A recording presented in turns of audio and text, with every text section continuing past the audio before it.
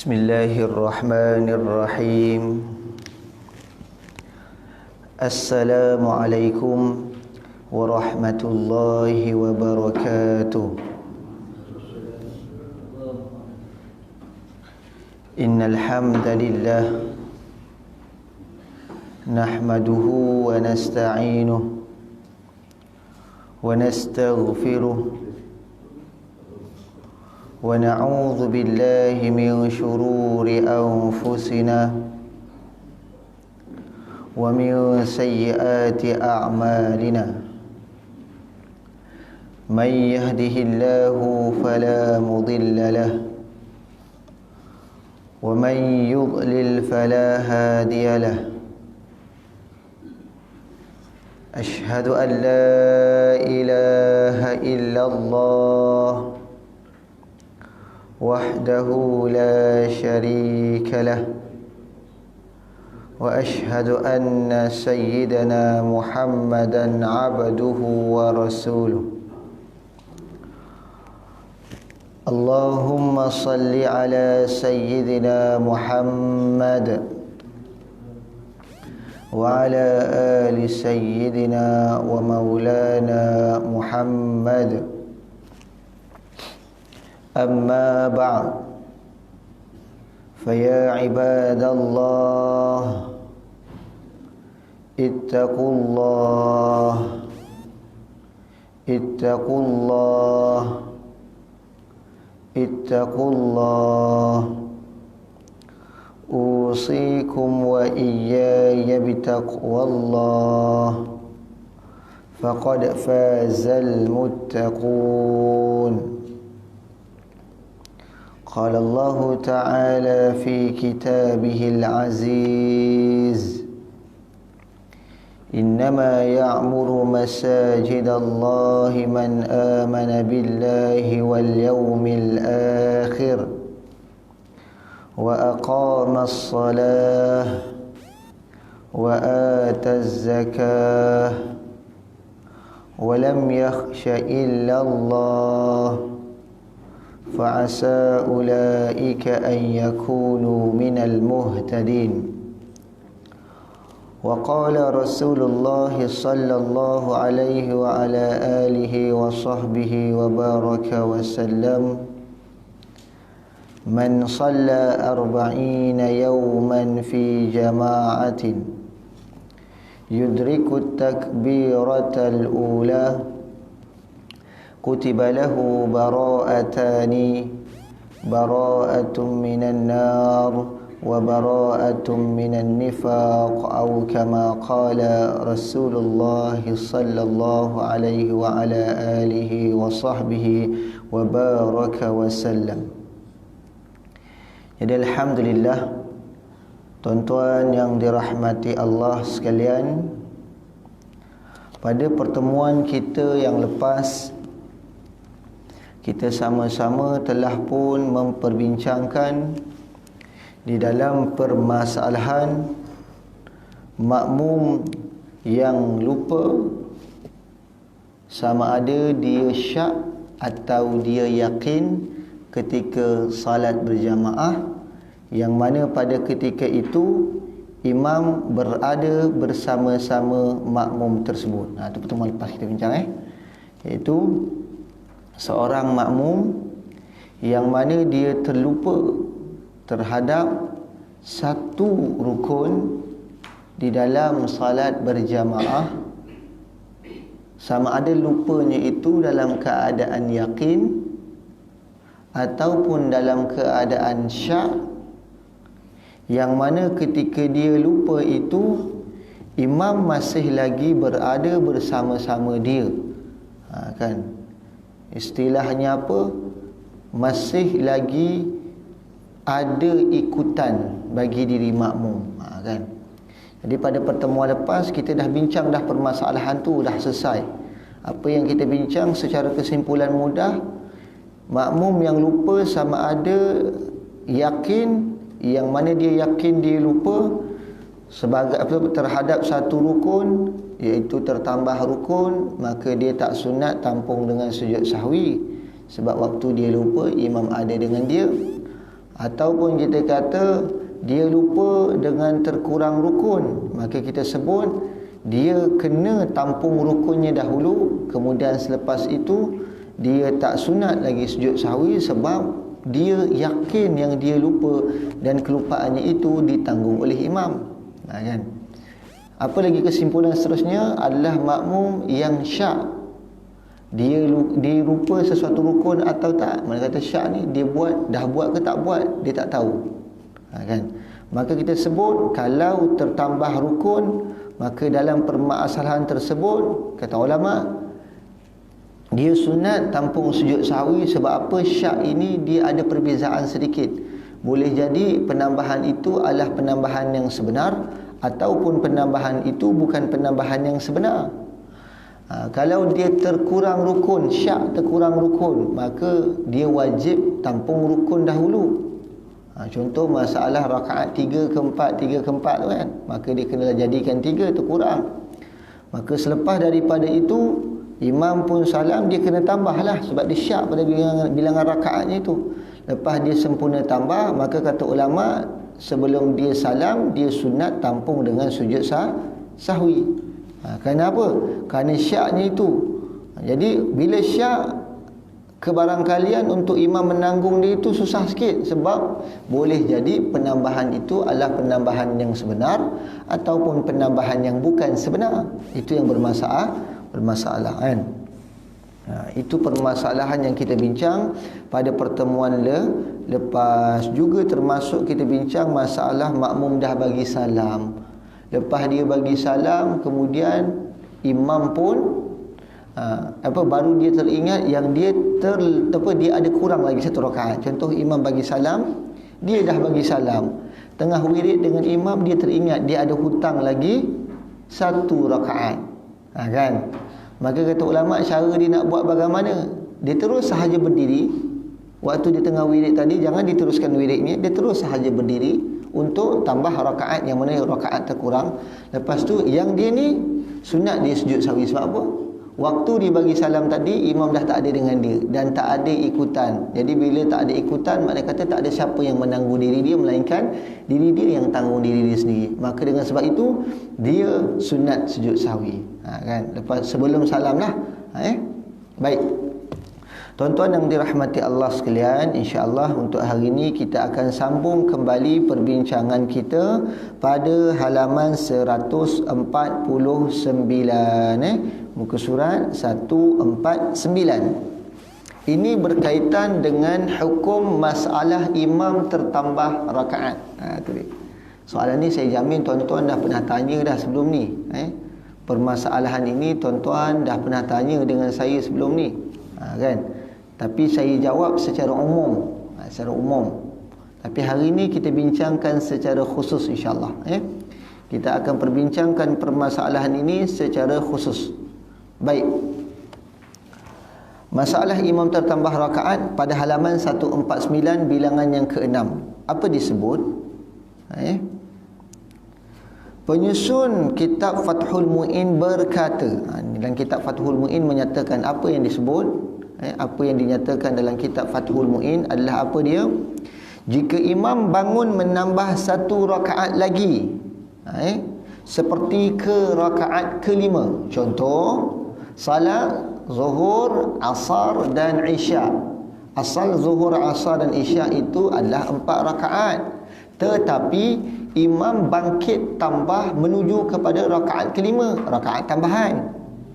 Ataupun solat subuh 2 rakaat, imam bangkit tambah ke rakaat ketiga. Ataupun solat maghrib 3 rakaat, imam bangkit tambah ke rakaat keempat. Ini makna kata rakaat-rakaat tambahan. Kan? Baik, permasalahan ini juga dia ada hubung kait dengan imam barangkali sujud 2 kali, sujudnya 3 kali. Kan? Tambah rukun lah makna kata kan. Dia menambah rukun perbuatan kan. Jadi istilah permasalahan yang sebenar apa dia? Imam tertambah rakaat ataupun tertambah rukun. Apa kata imam? Imam rasa rakaat tambahan itulah bagi diri imam merupakan rakaat terakhir. Kan? Contohlah maghrib tadi tuan-tuan jadi imam. Maghrib tadi tuan-tuan jadi imam. Maka tuan-tuan dah tasyahud awal, dah tasyahud akhir kan? Tapi masa dah tasyahud awal menuju sahaja kepada rakaat ketiga, tuan-tuan lupa, ni rakaat kedua ke rakaat ketiga, contoh saya kata kan. Lupa. Maka kata ulama itu syak lah. Faham tak? Ni rakaat kedua ke rakaat ketiga, faham tak? Bila dua ke tiga itu yakin ke syak? Itu syak namanya, faham tak? Dia tak tahu mana dua ke tiga, jadi dia syak dalam bilangan rakaat. Kita bincang pada pertemuan sebelum ni, bila mana syak pada bilangan rakaat dua ke tiga, maka pada ketika itu dia kena jadikan rakaat itu sebagai rakaat kedua. Dia kena ambil kurang, sebab khawatir takut terkurang rakaat. Bila terkurang rakaat boleh membatalkan sembahyang. Bila tertambah rakaat dalam keadaan kita jahil atau lupa, dimaafkan syarak. Boleh faham? Baik. Jadi masalah pada tuan-tuan maghrib tadi tuan-tuan jadi imam, tuan-tuan syak. Ni dua ke tiga kan.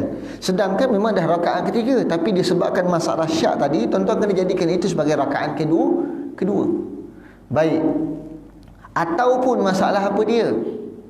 Tuan-tuan rakaat pertama tuan-tuan buat biasa, rakaat kedua tuan-tuan tak buat tasyahud awal, contohlah kan, tertinggal tasyahud awal. Bila kita dah berdiri sebagai seorang imam, dah berdiri meninggalkan tasyahud awal, maka kita tak boleh patah balik, sebab berdiri itu hukumnya rukun, wajib. Sedangkan duduk tasyahud awal itu hukumnya sunat ba'ad. Jadi wajib dengan sunat, keutamaannya wajib, sebab tu tak boleh patah balik. Dah tinggal tasyahud awal, teruslah masuk kepada rakaat ketiga, tuan-tuan teringat, tuan-tuan sangka dengan yakin, ini baru rakaat kedua, sebab tadi aku tak ada buat tasyahud awal, contoh kan. Jadi ini yakin dan syak. Baik, kata ulama, dalam masalah yakin tadi memang tuan-tuan yakin itu rakaat terakhir, dan dalam masalah syak tadi 2-3 jadilah 2. Maka masuk rakaat yang ketiga tadi tuan-tuan duduk tahiyat awal. Habis tu tuan-tuan terus bangkit berdiri. Tuan-tuan yakin atau tuan-tuan syak dalam dua masalah tadi, yakin atau syak, ini rakaat terakhir. Sedangkan jamaah, ini rakaat keempat, mana ada maghrib 4 rakaat, contoh kan. Jadi dua permasalahan. Sama ada dengan yakin atau syak kerana terlupa. Ini tadi saya sebutlah, dia lupa, yakin atau syak. Sedangkan mengikut perkiraan makmum, rakaat itu adalah rakaat tambahan. Kiraan makmum tambahan, kiraan imam rakaat terakhir. Boleh faham? Jadi perbezaan kat situ. Jadi ada pertembungan masalah kat sini. Kan? Tidak kira makmum itu masbuk ataupun ia sendiri syak tentang bilangan rakaat, maka makmum tak dibenarkan ikut imam. Jadi masalah imam yang tambah rakaat tadi dengan yakin atau dengan syak, kata ulama, makmum tak boleh ikut. Boleh faham? Makmum dia tak boleh ikut. Sepatutnya begitu. Dan yang paling baik pada ketika itu, nanti kita akan masuk tajuk makmum menegur imam yang lupa. Dah belajar belum tajuk tu kat sini? Belum lagi kan? Belum lagi. Bab talqin fathun, tasbih dah belajar. Makmum tegur imam lupa baca, belum lagi Nanti insya-Allah sampai pada masa kita akan masuk dalam permasalahan tersebut. Ya, saya rasa macam kita tengok. Sudah belajar dah. Kan? Apa dia? Mustahab bagi makmum yang sedar sepatutnya. Kan? Ni kita cerita, mungkin ada jamaah yang faham. Makmum yang sedar imam tertambah rakaat, jadi dia mustahab tegur imam, tahu? Sepatutnya gitu. Dia duduk tasyahud akhir, pada ketika itu dia bertasbih subhanallah kepada imam untuk mengingatkan imam itu adalah rakaat tambahan. Jadi pada ketika itu kalau imam faham, dia akan tolehlah ke kanan atau ke kiri untuk melihat apakah dia maklumat yang nak disampaikan oleh makmum. Betul tak? Okey, boleh faham? Sepatutnya begitu keadaannya berlaku, senarionya berlaku begitu. Tapi kita anggarkanlah semua jamaah tak faham, tak tahu cara nak tegur imam. Jadi bila tak tahu dalam masalah begini saya sebut tuan-tuan, maka makmum tak boleh ikut. Makmum yang tahu sama ada dia tahu itu dalam keadaan dia syak, kan? Mungkin dia masbuk lah, masbuk masuk rakaat ke berapa. Maka makmum masbuk ni kata ulama dia juga boleh tahu imam tu tambah rakaat yang tambahan atau tidak. Kata ulama bagaimana? Dia boleh lihat dari segi sudut jamaah yang lain. Ada jamaah yang duduk, majoriti duduk, ada yang bangun. Jadi di situ dapat tahu bahawasanya imam telah tertambah rakaat. Maka dia boleh ikut tak? Kata ulama, dia tak boleh ikut. Kalau dia ikut dalam keadaan dia tahu haramnya perbuatan dia ikut dalam menambah, kerana itu termasuk daripada perkara yang haram. Menambah rakaat dengan keadaan sedar tak boleh, hukumnya berdosa tuan-tuan. Tak boleh. Kan? Pun dia tahu dia tahu tapi dia syak, dia tahu hukum tapi dia syak, maka dia ikut keyakinan kawan dia, maka dia pun tak boleh ikut imam tersebut. Kalau yang jahil, kata ulama, jahil dia ikut berdiri, yang ni kata ulama dimaafkan syarak, tak mengapa. Yang jahil tak mengapa, ataupun terlupa hukum, dah pernah belajar tapi lupa, kan, maka dimaafkan syarak.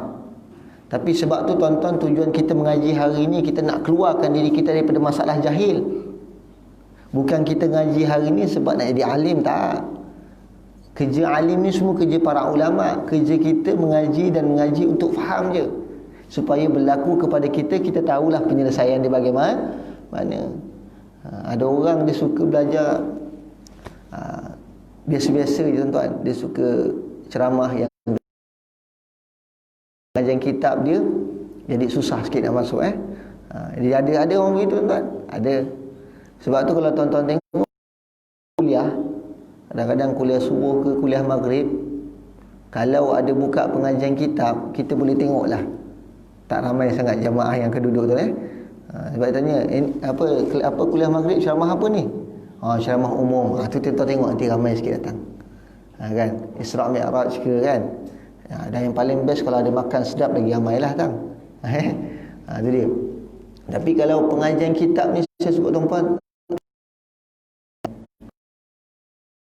kan, dia memang dah orang ahli-ahli surau lah, ahli-ahli orang yang memang suka mengaji kitab, dia memang akan duduk mana-mana pengajian kitab dia akan ambil. Itu beza manfaat dia. Tapi ramai yang kita orang kita hari ni dia tak minat nak dengar pengajian kitab tuan. Sebab panjang, kan. Jadi minggu ni kalau tak dapat datang, rugi, kan. Sebab tu kadang-kadang tuan-tuan tengok, kadang-kadang pengajian kitab ni dia berlanjutan. Bila kita terlepas satu pengajian, dia akan rugi. Rugi apa? Rugi bab sebelum ni. Jadi permasalahan yang kita yang sepatutnya kita dapat, tak dapat. Baik. Jadi dalam masalah ni, makmum yakin ataupun makmum syak ataupun makmum tahu imam telah tertambah rakaat, maka kata ulama makmum tak boleh ikut, tak boleh. Kalau makmum ikut, kata ulama, solat makmum boleh terbatal. Yang jahil dia ikut, yang lupa dia ikut, tak mengapa, yang tu tak batal. Tapi majoriti saya tuan-tuan, ramai yang tahu ke ramai yang tak tahu masalah ni. Dalam masalah imam tertambah rakaat, ramai yang tahu ke ramai yang tak tahu masalah ni? Saya jamin ramai yang tak tahu dan ramai ikut imam diri. Dan tak ramai yang pula ambil pengajaran yang kita belajar sebelum ni, tegur imam, tak? Subhanallah, subhanallah. Tak ramai yang tegur, ramai yang pakai ikut. Saya kata apa? Ibarat saya kata begini, tuan-tuan, imam kalau terjun parit, mandi parit busuk, kita bersama-sama terjun tu. Itu tak dibenarkan. Sebab tu dalam salat, ada kali imam salah, kita kena tegur. Ini yang diajar, nilai salat berjemaah ni diajar tuan-tuan. Dan tegur makmum kepada imam bukan nak menunjuk orang yang bermasalah, tidak, tapi nak menunjukkan sifat kelemahan kita sebagai hamba Allah. Semua orang ada kelemahan. Lupa, tak lari daripada sifat manusia. Fitrah tak lari, fitrahnya lupa, tak lari. Dan bukan tujuan makmum tegur imam. Ada orang cakap, baik tak tegur, nanti ketegurkan aib. Tidak tuan-tuan. Dalam solat berjamaah bukan nak mengaibkan seseorang, itu tidak, tapi tujuan menegur itu adalah untuk memperingatkan kita. Yang kata kalau kita tegur ketika solat berjamaah mengaibkan dia, tuan-tuan, haji tuan-tuan. Dia hanya belajar tentang aibkan orang bila kita tegur di halayak ramai, kan. Tegur imam ketika solat berjamaah kan nampaknya seperti halayak ramai. Ya, tapi Tujuan dia bukan nak mengaibkan. Tujuan dia apa? Kita tengah salat untuk apa? Ibadah kepada Allah Ta'ala. Dan kita tak nak ibadah kita kepada Allah itu salah, maka sebab tu ditegur waktu tu juga. Kan? Jadi tuan-tuan, kalau ada kawan-kawan begini tuan-tuan, dia kata kalau tegur imam ketika solat mengaibkan, saya kata itu kesilapan yang harus diperbetulkan. Mesti kita betulkan. Tegur imam ketika solat bukan nak mengaibkan imam, tidak, tapi nak sama-sama kita dapat yang terbaik dalam ibadah. Itulah maksud dalam solat berjamaah, kita kerjasama. Orang buat silap, kita tegur. Kita buat silap, orang tegur. Sebab apa? Sebab kita imam tersebut, sebab kita sayangkan orang yang kita tegur, sebab tu kita tegur. Bezanya cara tegur dalam solat berjemaah, tak boleh nak tegur personal, dia kena tegur direct waktu tu juga, sebab tak ada cara lain melainkan tegur waktu tu juga. Kan tuan-tuan nak tunggu lepas solat jamaah, tegur imam boleh tak? Boleh tak? Boleh. Tapi masalahlah imam akan kuranglah kelebihannya sebab kita tak nak tegur waktu tu. Sebab tu kita sebut mustahab. Tegur tuan-tuan, jangan tak tegur. Dan niat kita tegur pada ketika itu sebab apa? Sebab nak mengembangkan. Itu nanti kita dah bincang dah. Tegur imam pada ketika itu niatnya zikir, tak? Subhanallah, niat kita zikir, di samping tu nak memperbetulkan perbuatan imam. Kalau kita tegur imam, contoh, memang kita dah lama anti imam tu. Contoh, bila imam salah, sekali salah kita tegur, baru kau rasa. Itu kata ulama boleh membatalkan solat. Sebab hanya niat tegur semata-mata, tak niat zikir atau sebagainya. Yang ni boleh menjejaskan kesahihan solat. Boleh faham tak? Ini kita dah pernah bincangkan awal dahulu. Baik, sepatutnya makmum tegur imam. Imam tambah rakaat, makmum tegur imam. Tapi ada yang makmum tak faham, dia tak tegur imam. Tapi dia faham tak boleh ikut, dia tak ikutlah. Cuma dia tak tegur sahaja. Mungkin ada makmum yang tegur imam, tapi imam yang tak nak patah balik. Sebab imam pula yakin dia ini adalah rakaat yang terakhir. Imam yakin. Jadi yakin imam dengan yakin makmum dia dah berbeza, bercanggah kat situ. Maka kata ulama, di sini dalam masalah imam tertambah rakaat, makmum tak boleh ikut imam. Cuma di sini makmum ada dua pilihan. Dapat tak? Imam tambah rakaat, makmum ada dua pilihan. Pilihan yang pertama apa dia tuan-tuan? Niat mufaraqah. Dan boleh terus baca tasyahud akhir dan boleh terus salam. Ini pilihan yang pertama. Kata ulama, menantilah imam di tasyahud akhir sampailah tasyahud akhir. Imam berdiri, imam baca Fatihah, imam rakaat, i'tidal sujud sampailah kepada tasyahud akhir. Imam dah kembali kepada tasyahud akhir, baru dia memulakan bacaan tasyahud akhirnya bersama-sama imam. Jadi antara dua pilihan tadi, mufaraqah atau menanti, pilihan menanti atau menunggu imam itu lebih baik berbanding dengan mufaraqah. Itu sahaja. Kan? Kalau orang tanya tuan-tuan, imam tambah rakaat, kita nak buat apa? Kita tak boleh ikut imam tambah rakaat. Maka masa tu kita ada dua pilihan. Kita nak mufaraqah boleh, kita nak tunggu imam pun boleh. Tapi pilihan yang terbaik adalah tunggu imam. Dapat Baik. Sambung lagi tuan-tuan. Disebutkan di dalam kitab Sabil Al-Muhtadin pada juzuk yang kedua, halaman yang ke-29.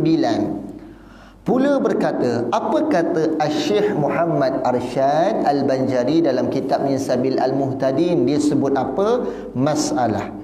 Jika ini bahasa kitab bahasa kitab Sabil Al-Muhtadin ni, kitab ni bahasa lama tuan-tuan. Sebab tu kalau tuan-tuan baca tak peliklah Dia kata apa?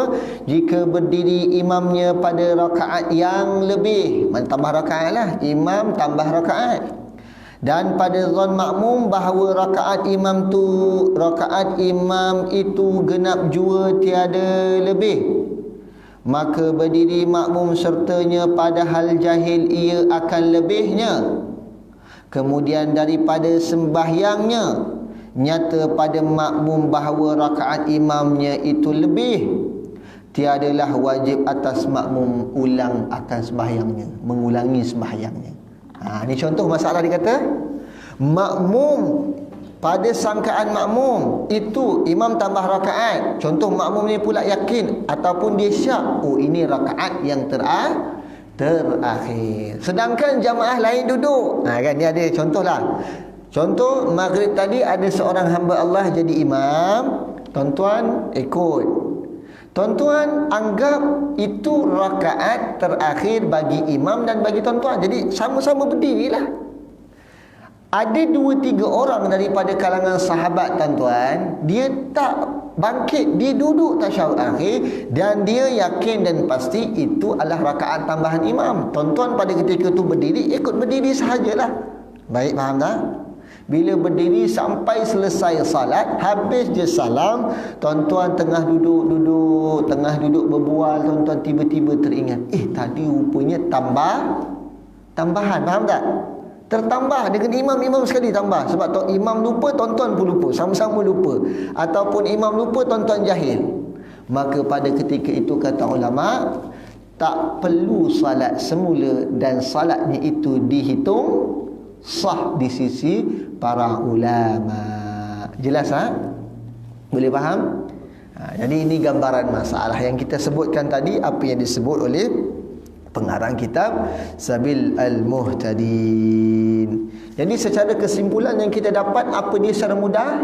Apabila imam tertambah rakaat dan imam yakin atau syaknya tambahan rakaat itu, pada dasarnya makmum memang tak dibenarkan ikut dan mustahab, iaitu sunat makmum tegur.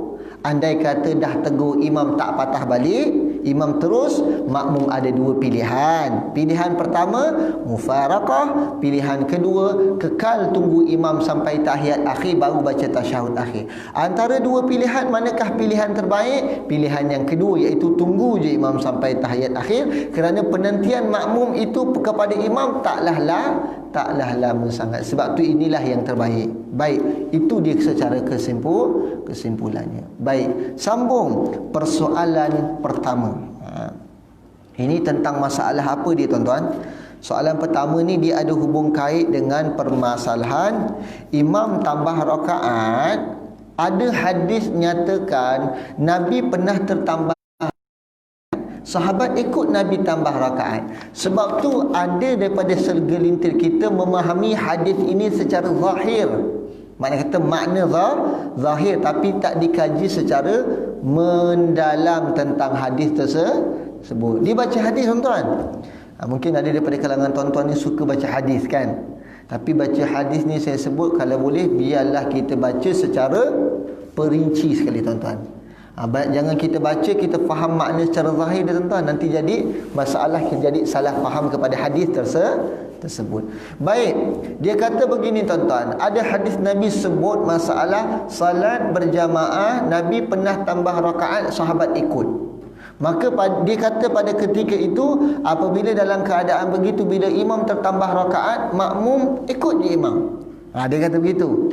Yang ni persoalan pertama. Boleh kita bincang Adakah kenyataan tersebut betul atau tidak? Baik, kita tengok. Terdapat hadis menunjukkan pada satu ketika semasa Rasulullah SAW terlupa salat zuhur, lalu baginda menambah, iaitu berdiri ke rakaat kelima. Memang pernah berlaku tuan-tuan. Pernah berlaku satu ketika Nabi salat zuhur jadi 5 rakaat. Lantas sahabat-sahabat semua turut berdiri. Maka dia baca hadis ni tuan-tuan, dia kata kalau imam tambah rakaat kena ikut, sebab dia baca hadis ni tuan-tuan.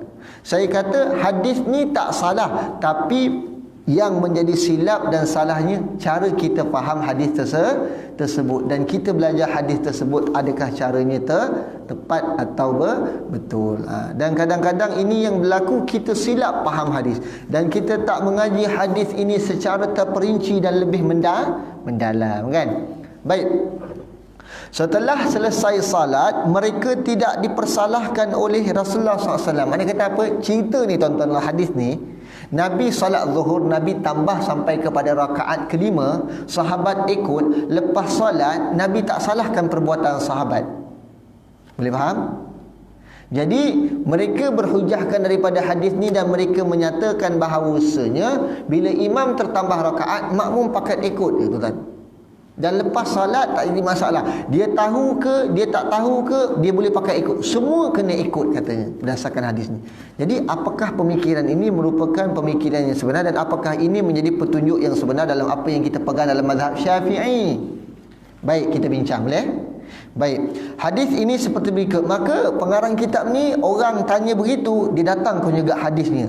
Kisah hadis ni. Apa hadisnya? An Abdullah bin Mas'ud radhiyallahu anhu anna Nabiy sallallahu alaihi wasallam shalla adh-dhuhra khamsan falamma sallama qila lahu azida fi shalah qala wa ma dhaka qalu sallaita khamsan fasajada sajdatain rawahu Muslim. Tuan-tuan, daripada hadis ni juga sunat imam sujud sahwi dan imam boleh sujud sahwi selepas salam. Ini hadis ni. Contoh apa dia?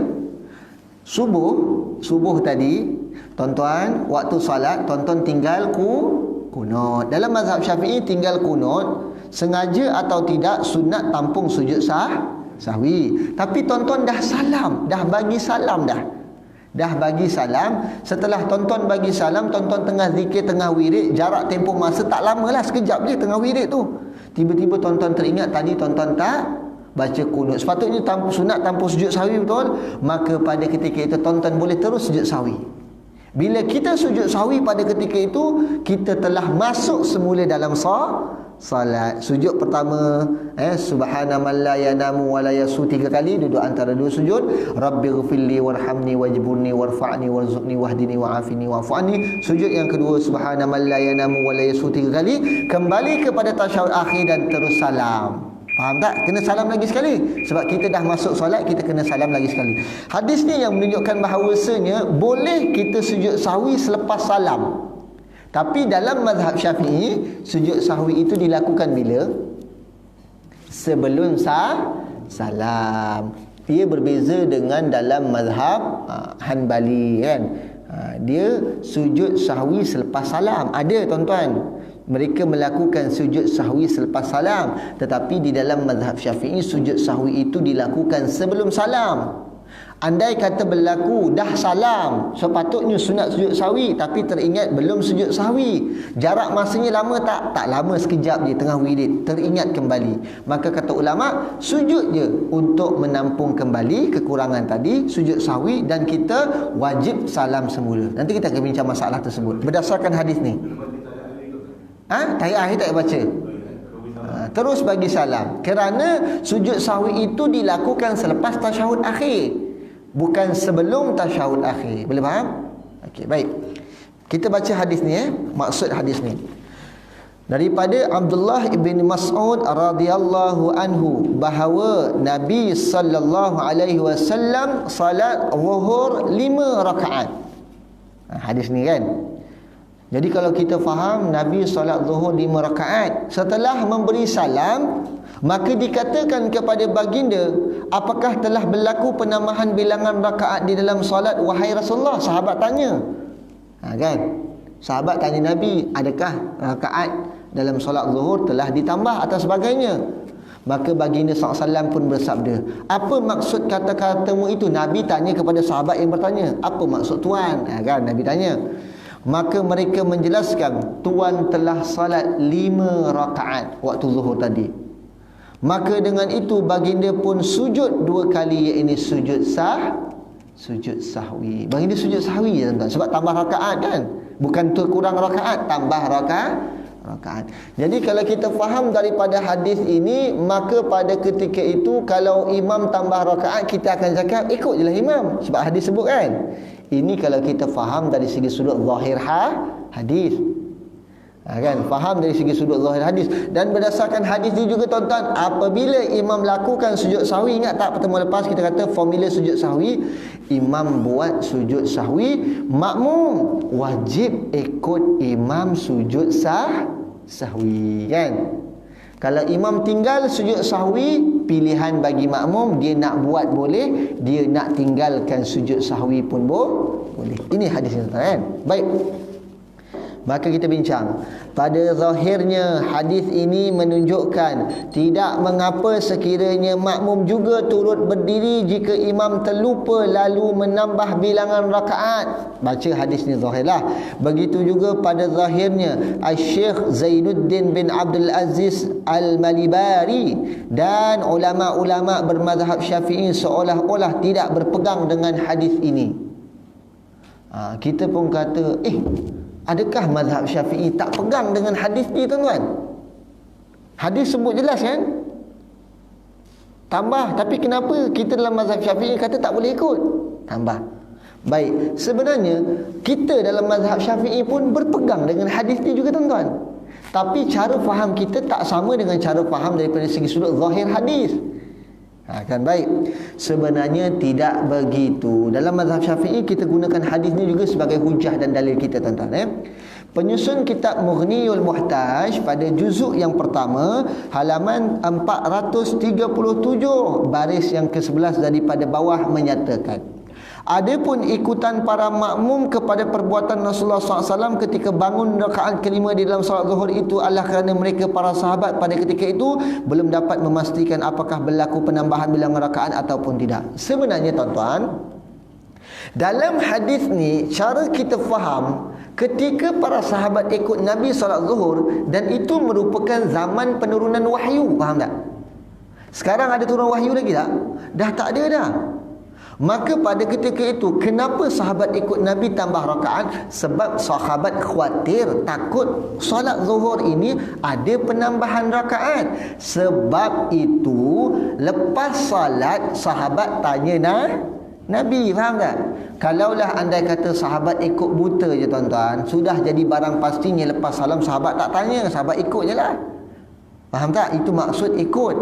Tapi sahabat lepas salat, sahabat tanya Nabi SAW, ya Rasulullah, adakah salat zuhur ini adakah ditambah? Kan? Telah tambah ke rakaat salat zuhur jadi 5 rakaat. Maka Nabi tanya, kan, apa maksud kamu? Maka sahabat cakap, engkau telah tertambah 5 rakaat ya Rasulullah. Lepas tu Nabi terus sujud sahwi, betul tak? Jadi pertanyaan sahabat ini, kata ulama-ulama dalam mazhab Syafi'i menyatakan bahawasanya zaman ketika itu adalah zaman penurunan wahyu. Jadi sahabat tak dapat pastikan masalah ni.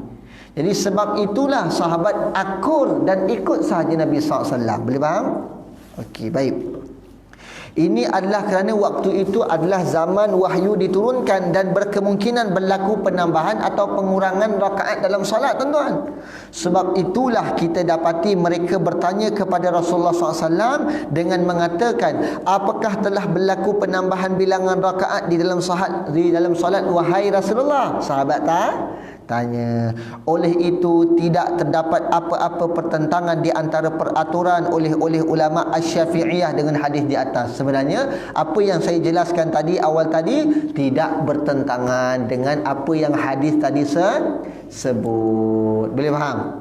Jadi kalau tuan-tuan baca hadis ni, dan kalau kawan atau sahabat tuan-tuan kata kenapa imam tambah rakaat kita kena ikut, tak boleh, tunggu imam. Dia kata hadis ni, tuan-tuan kata hadis ni betul, tapi cara kita faham hadis yang tak betul. Dan apakah ulama-ulama mazhab Syafi'i ini tak faham hadis? Tidak, tuan-tuan. Malahan mereka lebih memahami hadis berbanding dengan kita. Kita ni baca hadis tara mana, tuan-tuan? Baca je, ngaji pun tak juga, tuan-tuan. Jadi sebab tu ulama-ulama dalam mazhab Syafi'i sebenarnya memahami hadis lebih lagi daripada kita. Cuma cara kita faham yang kurang tepat. Wallahu a'lam bissawab. Cukup sekadar itu sahaja, tuan-tuan, untuk kita hari ini. 2 perkara kita bincang, dan ada satu perkara yang kita bincang tentang hadis. Jadi tuan-tuan, lepas ni kalau dengar hadis ni, jadi tuan-tuan tak pening lah. Kalau ada orang bawa hadis ni, jadi tuan-tuan tak pening lah.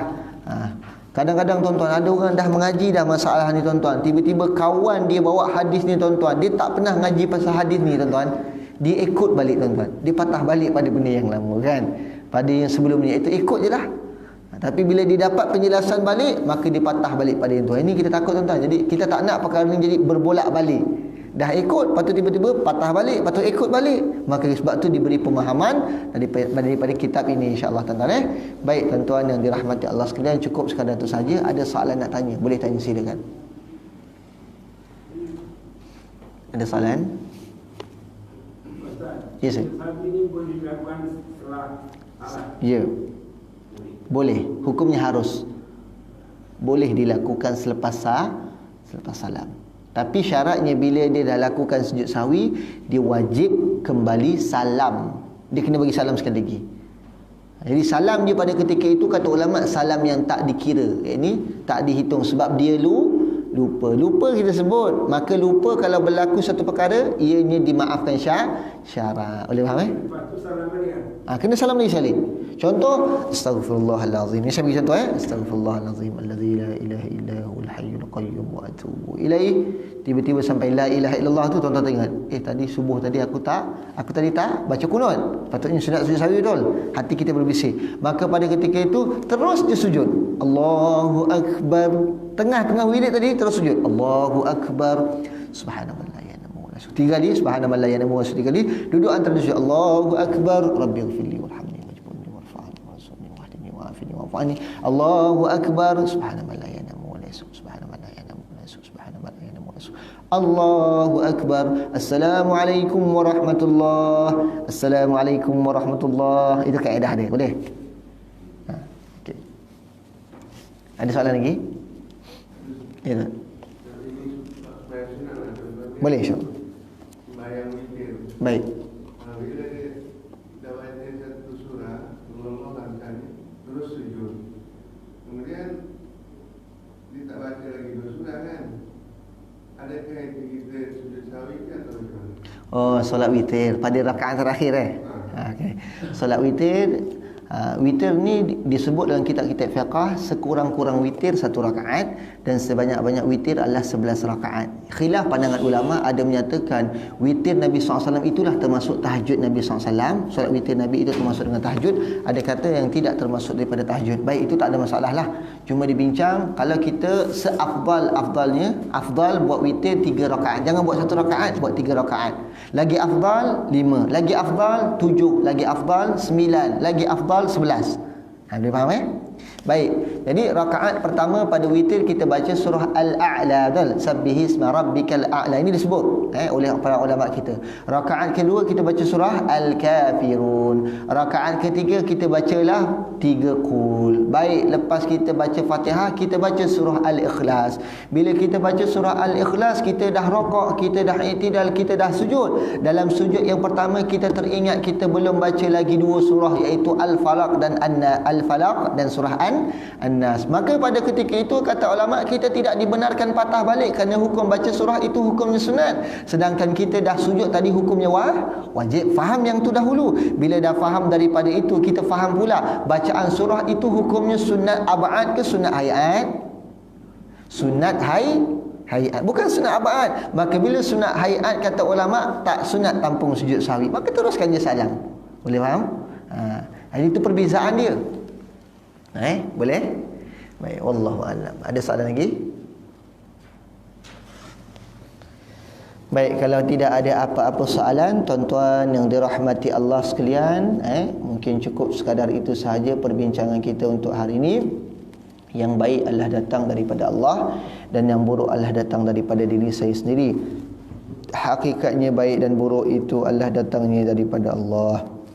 أعوذ بالله من الشيطان الرجيم بسم الله الرحمن الرحيم الحمد لله رب العالمين والصلاة والسلام على أشرف الأنبياء والمرسلين سيدنا ومولانا محمد وعلى آله وصحبه أجمعين اللهم فقهنا في الدين وعلمنا تأويل واهدنا الصراط المستقيم صراط الذين أنعمت عليهم من النبيين والصديقين والشهداء والصالحين وحسن أولئك أولئك رفيقا يا أرحم الراحمين.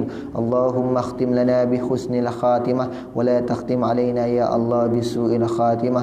اللهم إنا نسألك علما نافعا ورزقا واسعا وعملا متقبلا.